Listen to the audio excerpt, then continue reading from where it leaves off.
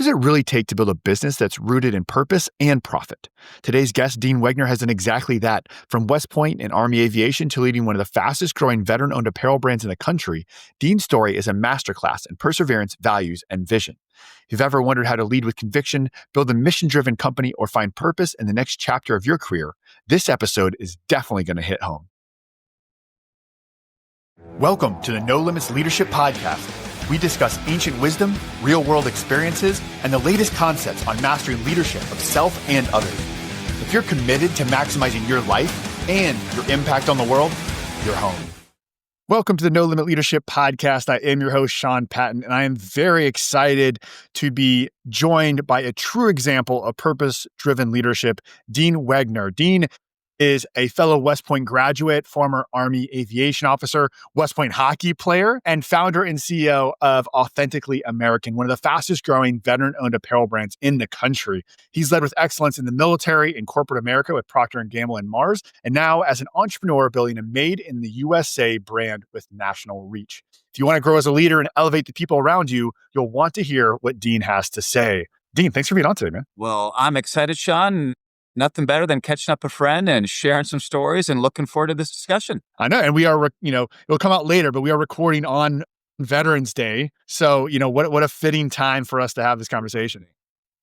Well, keeping that in mind, right? We both have this Army and West Point background. So I'm curious, all these years later, we won't say how many years, but all these many years later, what leadership lessons from your time at West Point or the Army still guide you today? I mean, there are a ton of them, Sean, but one of them I like to highlight ties back to a recruiting poster that I received back in high school. And the lesson is the importance of having meaningful values for your organization. And you may have received this same poster, but it had pictures of Presidents Grant, Eisenhower, Generals Patton, MacArthur, and it said, much of the history we teach was made by people we taught. And it was MacArthur's speech, I think in 1962, that talked about duty, honor, country. Those three hallowed words and what they mean to every single graduate of the long gray line. And that's something that just stuck with me from, way back in high school, getting that recruiting poster, at West Point and seeing it lived out, and then working with, big companies like Procter Gamble and Mars, then buying a business, launching a business, just the importance of having those grounded foundation and those values and making sure they're truly meaningful. So I'm hearing from you is that, in the military at West Point, having clarity around what you stand for, what the organization stands for, is a foundation that you pulled forward to your company today. Absolutely. And it's really twofold, Sean, because to me, those foundations are, the values and where you're seeking that builds that foundation. I still also remember the mission at West Point, to train cadets for a lifetime of service, to the nation. It's not just in the Army. I still remember on May 29th, 1993, raising my right hand and committing to preserve, protect, and defend the Constitution of the United States. And that really meant something to me. And the countless men and women I served with who had that equally same, vivid response, knowing that they were serving this great nation of ours, that there were a higher sense of purpose. And as we launched Authentically American, that's something I really wrestled with, was how do I go ahead and make, the work we do, truly meaningful? And it was that memory there. And then also remembered a podcast with Simon Sinek that he talked about why, the importance of beginning with why. And Sean, I'm thankful that you and I are having this discussion, but I wish the entire Authentically American team would be here, because the heart of our mission is our passion for creating American jobs. We just happen to be in the apparel business. Well, that's such critical work. And I definitely want to get into your take on that and sort of future folks and what that means to bring manufacturing back to the U.S. I know it's something you're passionate about. So I definitely want to get into that. I'm interested, as I transitioned out of the military and got in my own entrepreneurship journey, I jumped sort of straight in. I think you probably did it a little more intelligently, going to corporate America and getting some business experience first. But when you moved from the military, obviously such a strong, I don't want to use the term real world, but like pure leadership, I think, that happens in the military, in those environments. And obviously the focus of places like West Point and our officer development. But maybe what are some lessons or experiences that you had in terms of leadership in the military that didn't translate as well when you got in the civilian world? Well, Sean, let me touch on this first because you said, a more intelligent path. Yeah. It's actually a more unintelligent path because I tell everybody now, I'm a veteran and an entrepreneur, but when I left the Army in 2000, I couldn't even spell entrepreneur. I had no idea this world existed, and reason being, had an amazing dad growing up, and for 30 years, he worked for a Fortune 500 company.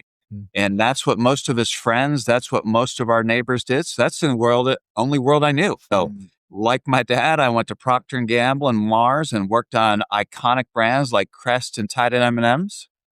And incredibly thankful for that experience because they are both just world-class marketing and branding companies and learned some tremendous insights into building a brand. But for perspective, Sean, P&G is an $80 billion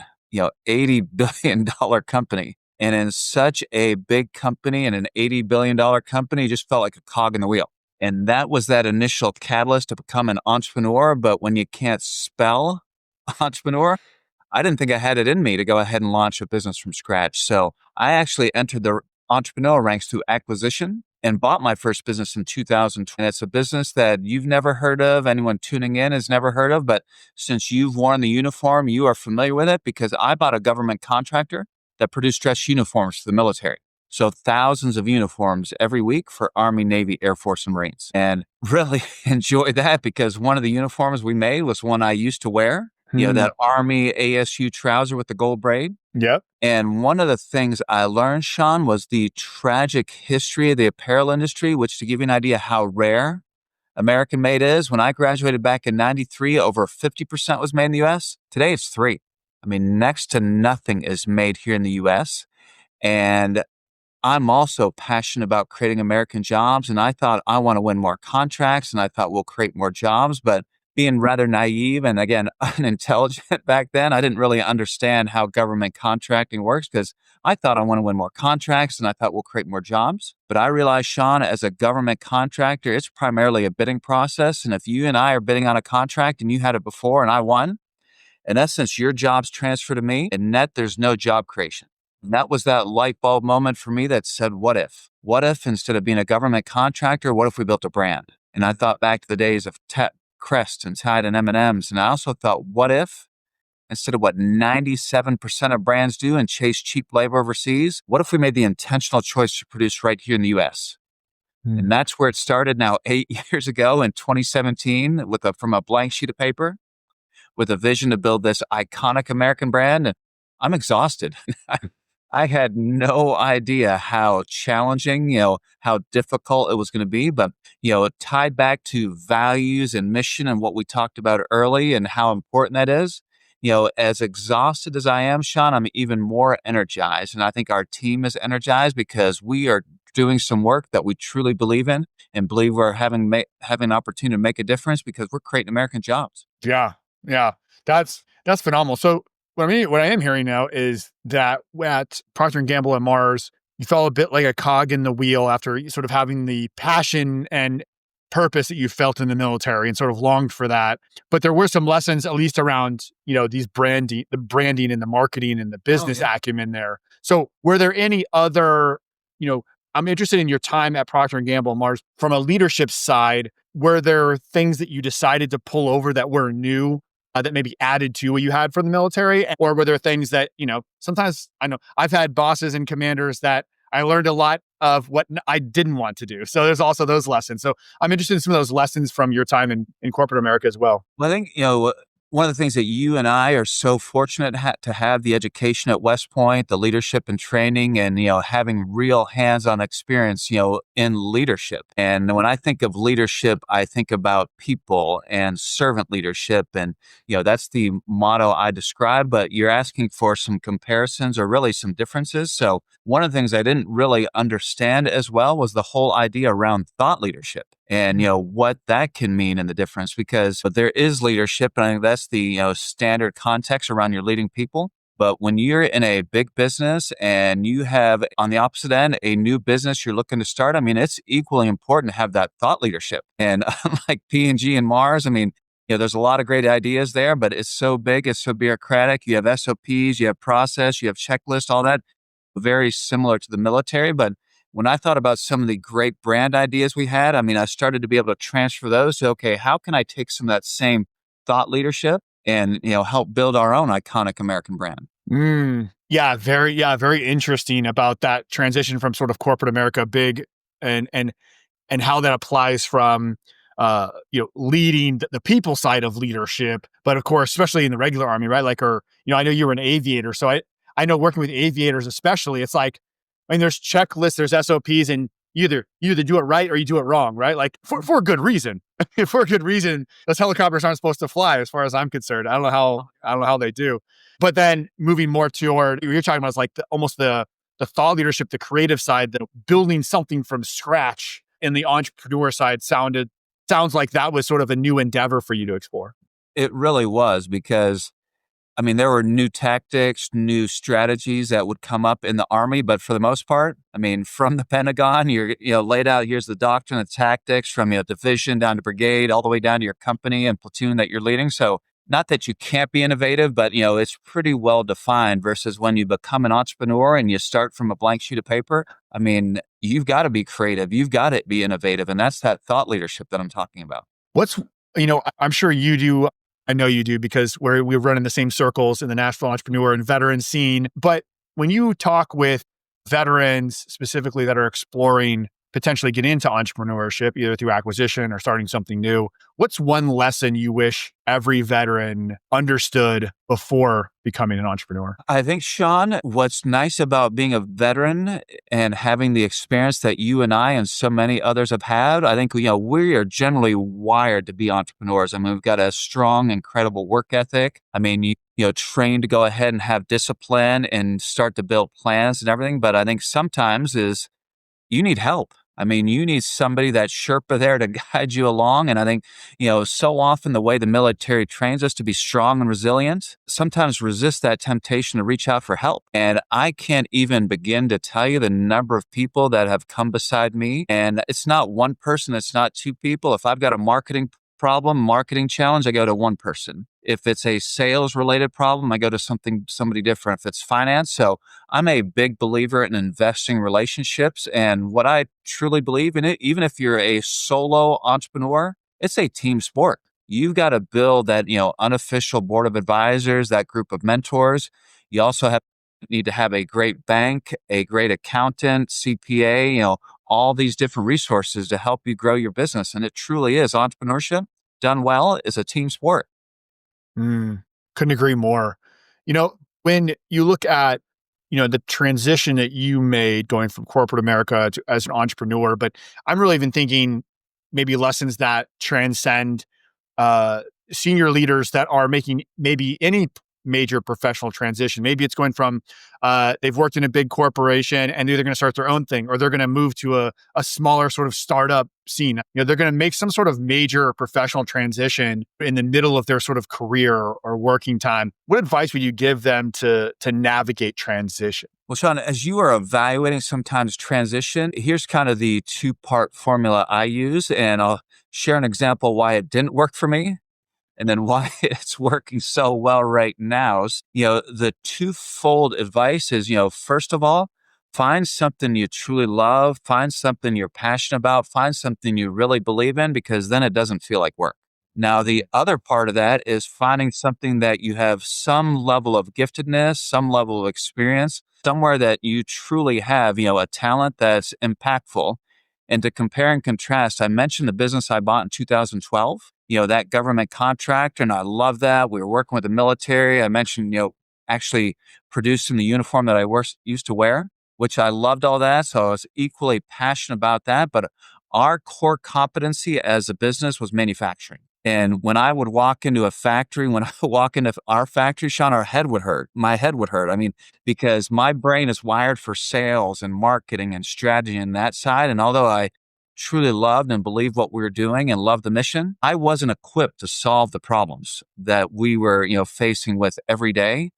Versus, you flip it now to the brand experience that we are right now. We still rely on our manufacturing, but now, we have contract manufacturers, and the day-to-day operations from manufacturing and producing the amazing product we have is not part of my day-to-day responsibility. And today, I've got more challenges, more problems, more things I've got to deal with today, but I don't have the headaches I used to because I'm more equipped to deal with them because our focus was really on sales, marketing, that whole customer experience. And I think when you find out something that you truly love and are passionate about, and you've got some level of giftedness to go ahead and solve those problems, to me, that's a simple but magic formula. I love the fact you brought that up, and requires self-awareness, requires some humility to be able to do that introspection and have those thoughts. It's interesting. I was having a conversation with a classmate of mine because before we started recording, we were talking. I just had my 20-year reunion at West Point, and I was having a conversation. We've got at 20 years. It's an interesting time because probably definitely the majority, but majority of people there are out of the military at 20 years. But then you've got some that are maybe still looking ahead to trying to make it another 5 or 10 years. But there's a big group at that 20-year mark is when you can officially retire. So there was a lot of my classmates who are like in the next year or so are looking at making this big transition to civilian world. And I was having a conversation with a friend of mine who's a Green Beret, just finished his battalion command. And, just it's funny how those people are so competent, amazing people, amazing leaders, but they're having to do all this introspection almost for the first time, right? They're in their early 50s and they're starting to be like, what do I want to do when I grow up, right? Because they're having to reassess everything. And so I love the fact that you started with, hey, if you're going through a transition, what I'm hearing from you is take the time to assess, what do I want to do? What am I passionate about? What are my strengths? It really starts with that self-awareness piece before you just start. A lot of times in the military, we tend to, or at least I do, like have this natural tendency for doing, just jumping to the next thing and not slowing down and doing that real introspection. And Sean, the self-awareness is key and being honest with yourself, because I kind of had this spidey sense tingling back in 2012, like this is not really what I like, but kind of that idea like, well, I work hard. I've got a great education. I've got some incredible experience. You know what? We'll make it work. And I was wrong because I only had half the equation to make it work. So now, I've got the full equation. I've got 2 parts that are critical to making it happen. Yeah, I had a similar experience. What I didn't realize, I guess, in my transition to talk about this like introspection piece was that when I was in the military going through, infantry officer, right? Like Green Beret, all these training, selection. And the answer when things got hard, you mentioned to get a spidey sense, right? Like the answer when things got hard is keep pushing, right? Like keep marching, right? The sun's going to come up, the mission's going to end, you're going to redeploy at some point. And so I didn't have the sort of awareness when I became an entrepreneur that I didn't realize I had this whole like apparatus around me, sort of protecting me, like allowing, like it allows you to go 100%, right? Go as hard as you can because they sort of have these mechanisms, these governors in place to control that. But then I got out, and when things got hard and I started running into problems in my first business too, it was like, oh, it's getting hard. Well, I'll just go harder, right? Until I had, almost 2 years of my life I spent in active combat, never had a panic attack. I had 2 in my first 3 years as an entrepreneur, and physical ailments, and just ran myself into the ground because you don't have, without doing the work you're talking about, my answer just became go harder. And there's no rails. There's no one looking out to make sure that you don't run yourself into the ground if you don't actively do that work, I think. Sean, you touched on something that I experienced the same challenge because after flight school and learning how to fly helicopters, I had a unique opportunity, went to Ranger School. And I didn't know back then, but it was great training for leading a startup, no sleep and incredible stress. That's the life I've been living as an entrepreneur. Oftentimes that Ranger mindset, kicks in like, what, I'm just going to work harder. I just won't sleep. I'll power through it. And, that's not always the right answer. I mean, you've got to have the right work ethic, but I think when you upfront do that self-assessment, you're self-aware, when you're really honest with yourself, you're going to put yourself in a much better area to be successful. Yeah. Absolutely. It's like in an acute situation, it's great. It's a great tool to have, right? Like when it's time to go hard, it's there and you can do that in a way that and perform under levels of stress or whatever that a lot of people can't. But if you go to that tool too much, you can really run into a lot of problems. You mentioned before about aligning finding something that brings you energy, that has purpose. And then you talked about this transition from your first company to Authentically American. So if you could, like that that mission behind Authentically American that obviously gave you energy that was new and renewing. Can you tell me what that felt like? What was that mission originally behind Authentically American that gave you the energy and want to start anew? So, Sean, it really comes to that shocking statistic, knowing that only 3% of the apparel in the U.S. is actually made here in the U.S. by American workers. And like you, and I'm sure many people tuning into this call, having served this great nation of ours, I never felt good and never again wanted to go ahead and put a shirt on my back that was made by our arch enemy, China.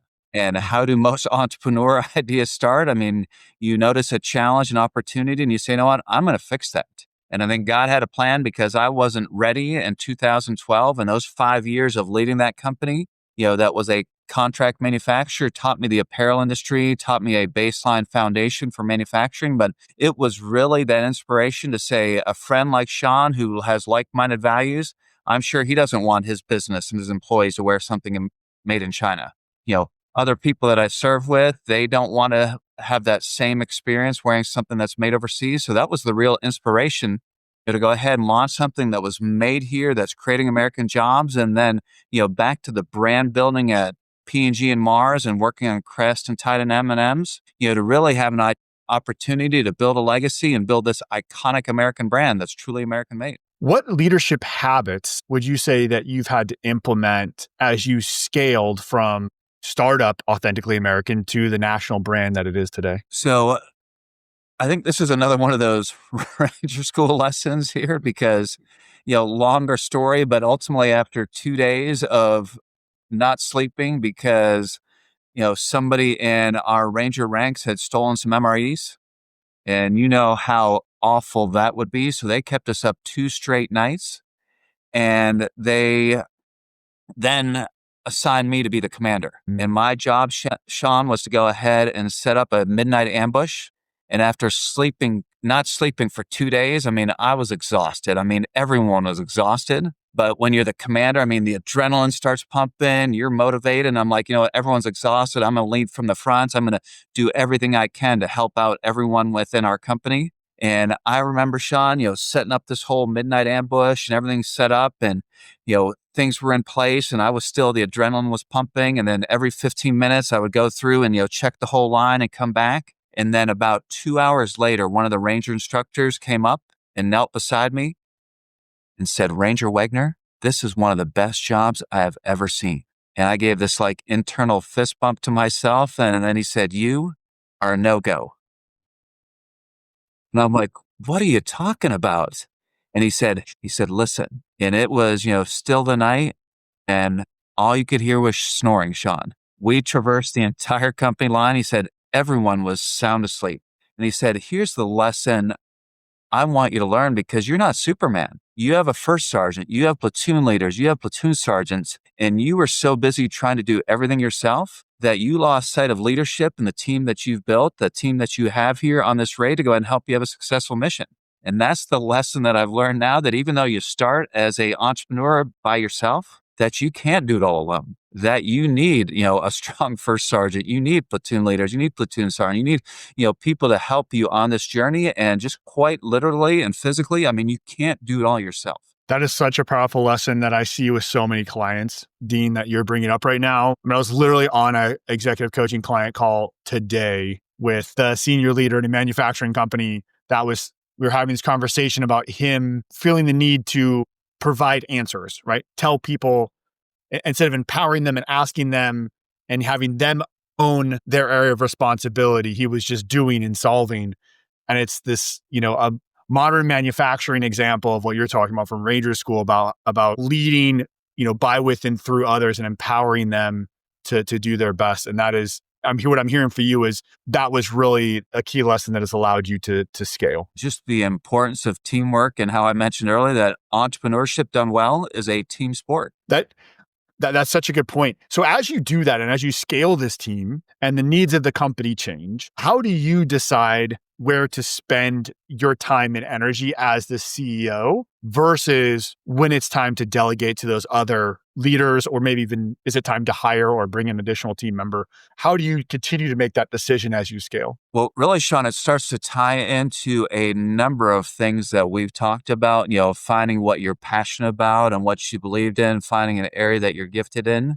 And the book Traction and EOS, the Entrepreneurial Operating System. I know how critical and important the operations are in our business and how, we have to have that wired incredibly tight. But back to the story I shared earlier, that's not my area of giftedness. That's not where it is. So, that's an area where, we've got a key fellow West Point grad who leads that area for us. And, he is rock solid, works incredibly hard.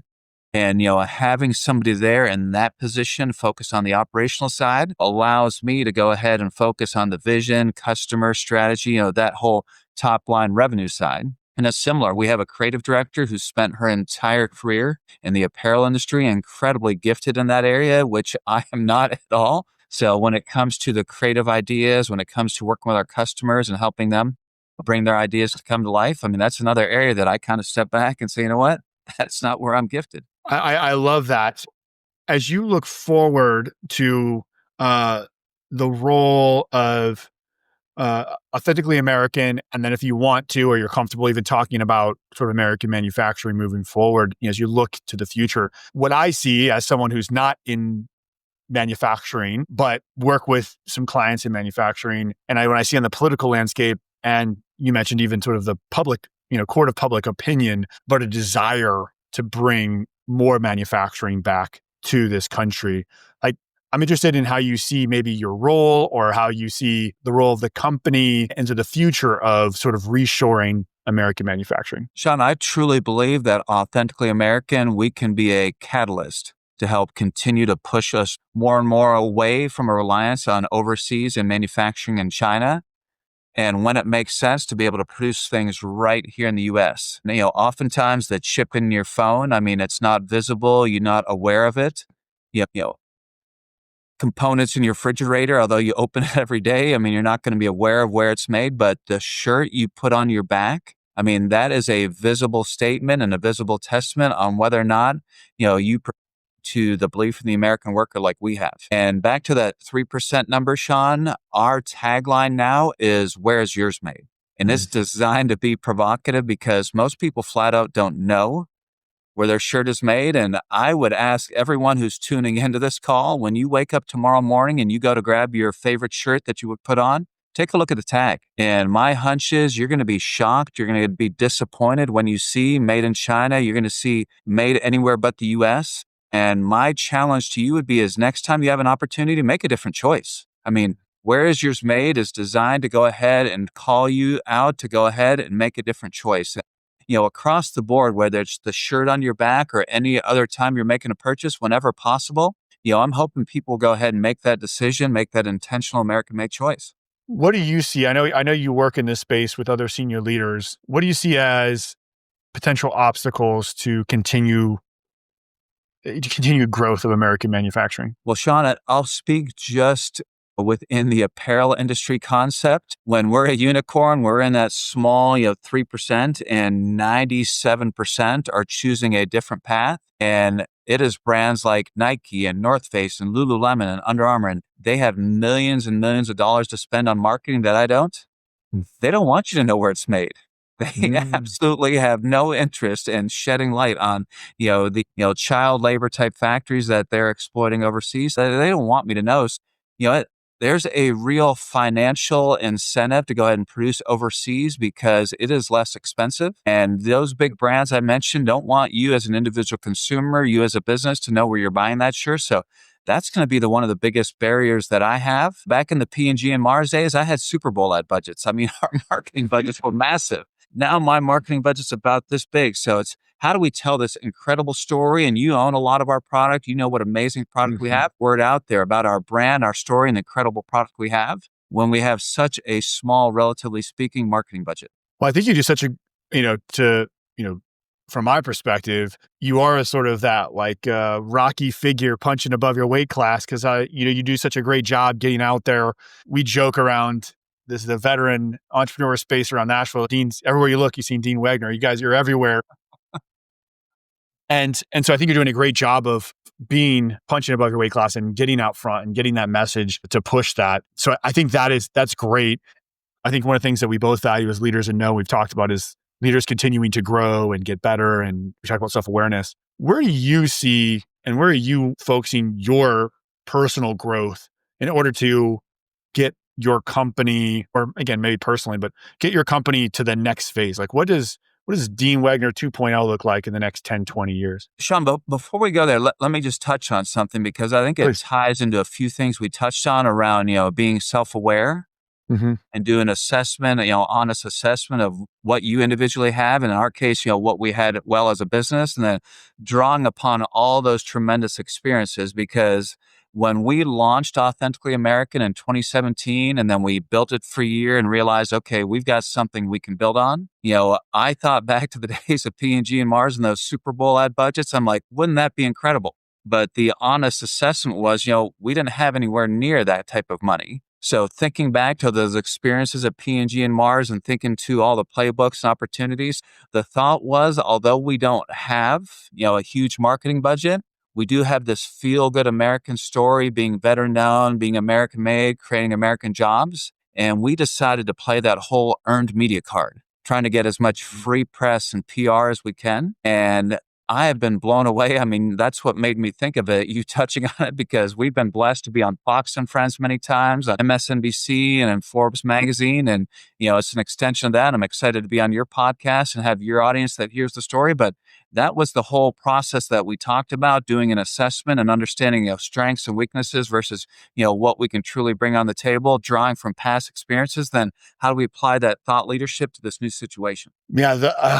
the power of telling that story and that purpose-driven brand, you're right, is so powerful. So I think you guys have done that very well. I love how you tied all that together. So yeah, you've built this company from scratch. You've got it to this point. It's thriving. It is a mainstay in the national scene. It's got a compelling message. When you look forward, I would love to maybe just start with you, and we can talk company if you want. But again, what are you focused on in terms of developing your skill set, your focus in order to get to the next level? Yeah. Well, I think not that there isn't more runway, Sean, on the veteran-owned, American-made in that story and just touching on that earned media, but, we've had so much coverage now. I mean, it dawned on me that, we need to come up with something different. I mean, we can't, keep riding that same old trick and that same old pony. And the area that we have not really touched on is the idea of sustainability and the idea of carbon footprint, because inherently American made is more sustainable, because a t-shirt that is made in China, goes on the boat, goes all the way across the ocean over to here. And just think of all the waste and all the exhaust and everything that goes into the environment. And we did a small study that said, let's take a look at the shirt that's made in China versus the amazing one that we make here in Texas. What's the carbon footprint impact? And it's pretty staggering. The carbon footprint for our t-shirt made in Texas is 25% lower than the one made in China.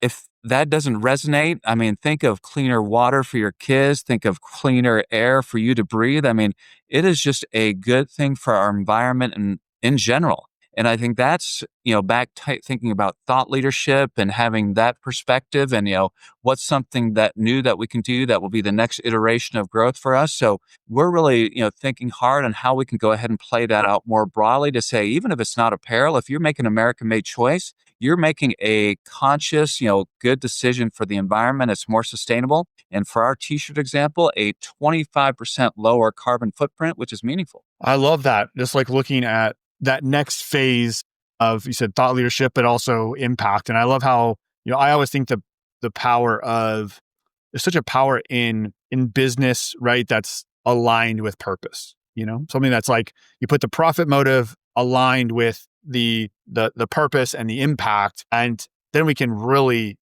change things, right? As opposed to something that is a feel good idea, right? Or a nonprofit idea, but like it requires other people to give money or requires grants, right? It requires an outside input as opposed to something that's profitable, self-sustaining, creating jobs and making impact. I think that's that's really, where the power lies. And I love how you're kind of aligning all of this. It has been a long 8-year journey. And what's exciting, Sean, we're on the verge of being that overnight success story, 8 years in the making.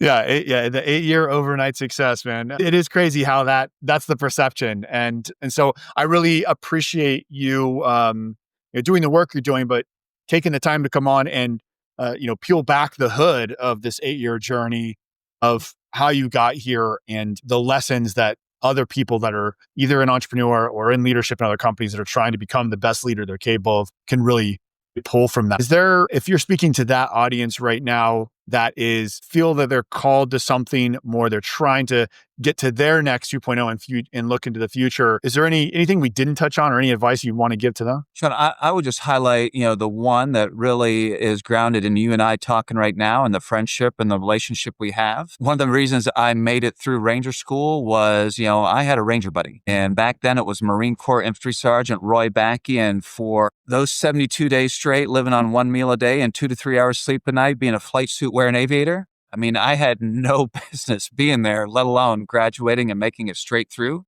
But the lesson I learned from Ranger School is that life can be hard. I mean, life can be incredibly difficult. So if you got something incredibly challenging, incredibly difficult in life, I mean, don't go it alone. Find that Ranger buddy in life. And whether you're launching a new business from scratch, whether you've got this big, massive project at work in a big existing company, whatever it is that you're tackling, I mean, investing in those relationships and reach out to people to help you. Amazing advice. Thank you so much for this. We'll put obviously the link for Authentically American in the show notes, so everyone can go directly there and look at the amazing products. Is there anyone else, if someone's trying to find more Dean Wegner, is there a place where should they go to find more of your lessons and what you're putting out? Well, authenticallyamerican.us, our website, is the best place, and that .us is an intentional choice given the equity of our brand. But LinkedIn is becoming so powerful right now, and 90% of our revenue now, Sean, is custom. We work with thousands of businesses. So oftentimes on LinkedIn, you not only see what I am up to, but you also see an opportunity where we showcase some of those incredible businesses and incredible charities and nonprofits that we have an opportunity to serve. Well, I'm glad you called that out because that's important for all the people that are at those larger companies or have their own companies. And as we know, most of them have some sort of apparel need, or a lot of them do, so they can go to you and go to Authentically American and make that choice to be American made. So I'm glad that's a good call out, and we'll definitely make sure that the link is in the show notes for you. Fantastic. Well, Sean, always a pleasure to catch up with you, and this was even more exciting, digging into the leadership. Oh, it was amazing. Thank you so much for being on, Dean. My pleasure. Thanks for being a part of the No Limit Leadership family. This isn't just a podcast. We're building a movement of no limit leaders driven to unlock our greatness and lead the world forward. If this made you think or gave you something useful, please, please, please, right now, go hit follow and then share it with one leader you believe in. Challenge limits, develop leaders, fuel greatness.